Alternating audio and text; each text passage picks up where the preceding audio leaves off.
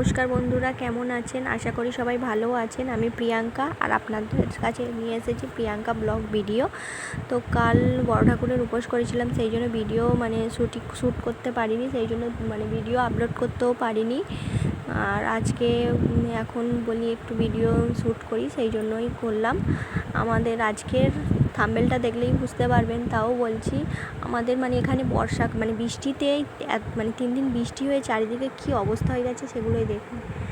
চারিদিকে ডাঙায় পর্যন্ত জল উঠে গেছে, ঘরের পাশে চারিদিকে জলাকার ভর্তি হয়ে গেছে। দেখতেই পাচ্ছেন বন্ধুরা কি অবস্থা জল। আর ওই দেখুন আমাদের বরজ, এটাকে পানের বরজ বলে। এইভাবে আমাদের পানের বরজ করা হয়। আমাদের এখানে পান চাষটা বেশি করা হয়, আমাদেরও পান চাষ করা হয়। এই দেখুন বন্ধুরা, এটা পানের বরজ, পান চাষ করা হয়েছে। এর ভিতরে পানের বরজটা সবথেকে বেশি ক্ষতিগ্রস্ত হয়েছে।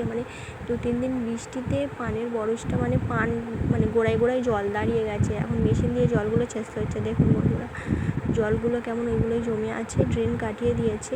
আর চালগুলোও কীভাবে নষ্ট হয়ে গেছে দেখুন। একদম সরু লতানো গাছ, পাখাটি দিয়ে এগুলোকে দাঁড় করানো আছে। আর একটু ভারী বৃষ্টি হলেই এগুলোকে সব কিছু নড়বড়ে হয়ে যায়, আবার নতুন করে করতে হয়। চালগুলোর অবস্থা তো প্রচণ্ডভাবে খারাপ হয়ে গেছে একদম।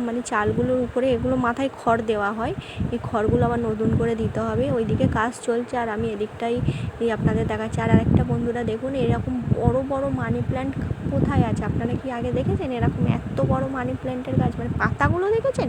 তখন বসেছিলাম কিন্তু ছোট, এখন দেখুন বন্ধুরা কত বড় বড় পাতা। মানি প্ল্যান্ট বলে সুখ সমৃদ্ধি আসে। দেখুন আমিও জানি না আমাদের সুখ সমৃদ্ধি কবে আসবে, আপনাদের সঙ্গে তাই শেয়ার করলাম।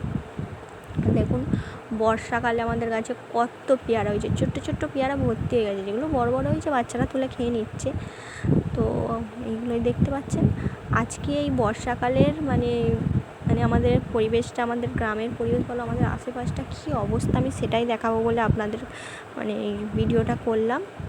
নমস্কার বন্ধুরা, ধন্যবাদ। ভিডিওটা দেখবেন আর এই ভিডিওটা দেখে আপনারা লাইক, কমেন্ট, শেয়ার করবেন।